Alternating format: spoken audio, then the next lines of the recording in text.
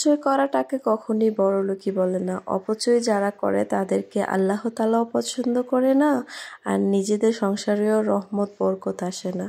আসসালামু আলাইকুম, সবাই কেমন আছেন? আশা করি অনেক ভালো আছেন। আমিও আলহামদুলিল্লাহ আপনাদের দোয়ায় অনেক ভালো আছি। বরাবরের মতো আবারও নতুন একটা ভিডিও নিয়ে হাজির হয়ে গেলাম আমি সুমি, কুমিল্লা জেলা থেকে। তো টাইটেল এবং থাম্বনেল দেখে তো আপনারা বুঝতেই পারছেন যে আজকে আমি কি বিষয় নিয়ে কথা বলবো। মূলত হচ্ছে আপনার দৈনন্দিন চলাফেরা কাজকর্মের মধ্যেও আপনার সংসারের আয় উন্নতি অনেকটাই নির্ভর করে।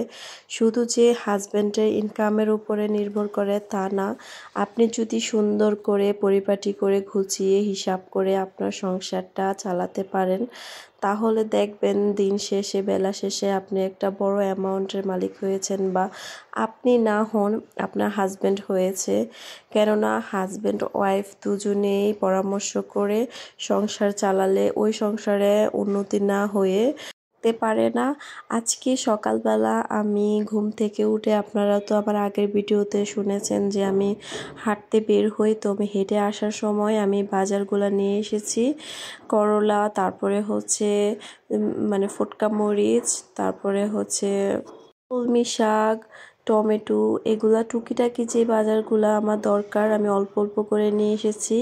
আর কাঁচা বাজার কিন্তু আপনার বেশি একসাথে নিয়ে আসলে এটা যাদের ঘরে বেশি মানুষ আছে তাদের খাওয়া হয়ে যায়, যাদের ঘরে আমার মতো অল্প মানুষ তাদের কিন্তু নষ্ট হয়। তো আমি যেহেতু সকালে হাঁটতে বের হই প্রতিদিন, তো আমি একদিন পর পর আমার বাসার জন্য আমি কাঁচা বাজারটা নিই, আর মাসের বাজারটা তো অবশ্যই আমি একসাথে করে ফেলি। তো আজকে দুপুরে রান্নার জন্য আমি খুব অল্প আইটেম করতেছি, দুটো আইটেম করব। এখানে আমি আমার কাঁচামরিচ, তারপর হচ্ছে পেঁয়াজ, ধনিয়া পাতা, রসুন এগুলো কেটে নিয়েছি। আর আমার ফ্রিজে আপনার অল্প একটু পুঁইশাক ছিল, তো চিন্তা করলাম যে আমি পুঁইশাকগুলো দিয়ে কি করব। তো পরে মাথায় আসলো যে আমি পুঁইশাকগুলো, এই অল্প পুঁইশাক তো ভাজিও করা যাবে না, আবার ফেলে দিলেও আমার এটা লোসকানি হবে, মায়া লাগে। কারণ আমি কোনো জিনিস ফালাইতে পছন্দ করি না, আর যে জিনিসটা আমার খাওয়া যাবে, খেতে পারবো, ওইটা আমি ফেলে দেওয়া আমার সংসারের একটা লস।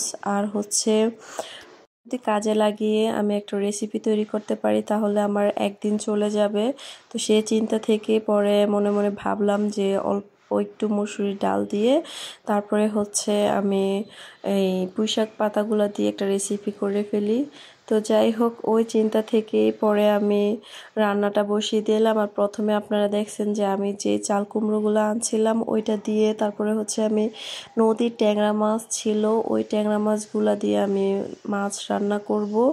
আমার কাছে কিন্তু ছোট কড়া চাল কুমড়া দিয়ে নদীর মাছ দিয়ে বেশ ভালো লাগে, আমার কাছে অনেক মজা লাগে, আমি এই তরকারিটা অনেক পছন্দ করি, তাই আমি এটা আজকে রান্না করতেছি। আর আজকের বাহিরের ওয়েদারটা দেখেন মাশাল্লাহ অনেক সুন্দর, আকাশটা একদম পরিষ্কার।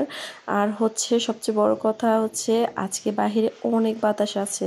আর আমার এই রুমটা আপনাদেরকে দেখানোর কারণ হচ্ছে দুই সাইড দিয়ে জানালা থাকার কারণে অনেক বাতাস আসতেছিল। আর এদিক দিয়ে আমার চাল কুমড়োগুলা কষানো শেষ হয়ে গেছে, তো আমি এখানে পরিমাণ মতো ঝোল দিয়ে আর মাছগুলা দিয়ে আমি এটা ঢেকে দিলাম। আর মূলত হচ্ছে নদীর ছোট ছোট মাছ কিন্তু ওরকমভাবে দেখা যায় না, এখানে কিন্তু আমি অনেকগুলাই ট্যাংরা মাছ নিয়েছি, কিন্তু মনে হচ্ছে যে আমার মাছ খুব কম হয়ে গেছে। যেহেতু আমরা 3 জন মানুষ, ওই পরিমাণে ওই আন্দাজে আমি নিয়েছি। আর হচ্ছে দেখেন যে আমার 1 মোটের মতো পুঁইশাক পাতা ছিল, ওইটা দিয়ে আমি ডালটা দিয়ে এদিক দিয়ে রান্না বসিয়ে দিয়েছি। মূলত হচ্ছে ভাবে যদি আপনি 1 মোট মসুরির ডাল আর হচ্ছে 1 মোট পুঁইশাক পাতা দিয়ে আপনি ডালটা রান্না করেন, এই তরকারি ডালটা কিন্তু অনেক মজা। তো আমার ছেলে মেয়ে কিন্তু এটা অনেক পছন্দ করে, তা আমি এখানে পেঁয়াজ কুচি আর রসুন কুচি দিয়ে আমি এটা বাগার দিয়ে দিলাম। লাস্টে আমি ধনিয়া পাতা দিয়ে এটা উঠিয়ে নেব। আর দেখেন এখানে কিন্তু আমার ফেলে দেওয়া জিনিসটা দিয়েই আমি একটা রেসিপি তৈরি করে নিয়েছি। আর এটাই হচ্ছে মেয়ে মানুষের টেকনিক, সংসারে টাকা বাঁচানো বা সংসারে উন্নতি করার জন্য ছোটোখাটো ফেলে দেওয়ার মতো জিনিসগুলো দিয়ে যদি আপনি একটা দিন চালিয়ে নিতে পারেন, তাহলে এখানে কিন্তু আপনার অনেকটা টাকা সেভ হয়ে যায়। তো যাই হোক, আমার এদিক দিয়ে রান্নাবান্না শেষ করে আমি চলে আসলাম রুম গুছানোর জন্য। আর আপনারা এভাবে যদি টেকনিক করে চলেন তাহলে নিশ্চয়ই আপনারা মাস শেষে সংসার থেকে অনেকটা টাকা আপনি বাঁচাতে পারবেন। আপনার যে জিনিসটা প্রয়োজন ওই জিনিসটাই কেনাকাটা করাটাই উত্তম। অনেকে অনেক বাড়তি জিনিস কিনে ঘরে ফালায় রাখে, তারপরে হচ্ছে অনেক খাবার দাবার লোকসান করে। আমি আবার এগুলো করি না। যতটুকু খেতে পারবো বা যতটুকু যা প্রয়োজন অতটুকুই করাটাই আমি মনে করি সবচেয়ে বেশি উত্তম। হাজবেন্ডের কাজ হচ্ছে ইনকাম করে বাসায় এনে দেওয়া, আর ওয়াইফের কাজ হচ্ছে সেটাকে সুন্দর করে পরিপাটি করে রাখা। তারপরে হাজবেন্ড বাজার করে দিলে সেই বাজারটাকে বউ সুন্দর করে রান্না বান্না করে যখন হাজবেন্ডের কাছে এনে প্রেজেন্ট করে। আর চাইলেই একটা নারী তার সংসারের সব কিছু গুছিয়ে কাজ টাজ করে রান্না বান্না করে পরিপাটি করে সব কিছু নিজে করতে পারে। আবার অনেকে আপনার কাজের লোক দিয়েও করায়। আমি মনে করি ঘরের কাজগুলা যদি অসুস্থ না হয় তাহলে নিজের কাজ নিজে করাই ভালো। কেননা কাজ করলে কিন্তু কাজের মধ্যে আপনার একটা বেনিফিট আছে। আর সেই বেনিফিটটা হলো কি আমি বলে দিচ্ছি। আপনাদের প্রত্যেকটা মানুষ, অনেকে বলে যে চিকন হলে নাকি তারা সুখী। চিকন মানুষের কি ডায়াবেটিস হয় না? অবশ্যই হয়। চিকন বলেন মোটা বলেন প্রত্যেকটা মানুষেরই এক্সারসাইজ করা দরকার। আর হচ্ছে ঘরের যে কাজগুলা আছে আপনার থালা বাটি মাজা, তারপর ঘর মোছা, কাপড় ধোয়া, রান্না বান্না করা, কাটাকুটি করা, এগুলোর মধ্যেও কিন্তু একটা এক্সারসাইজ হয়ে যায়। তো হচ্ছে আপনার দেখেন এদিক দিয়ে আপনার সংসারে টাকাও বাঁচতেছে, আপনার টাকা সেভ হচ্ছে, পাশাপাশি আপনার এক্সারসাইজ হচ্ছে।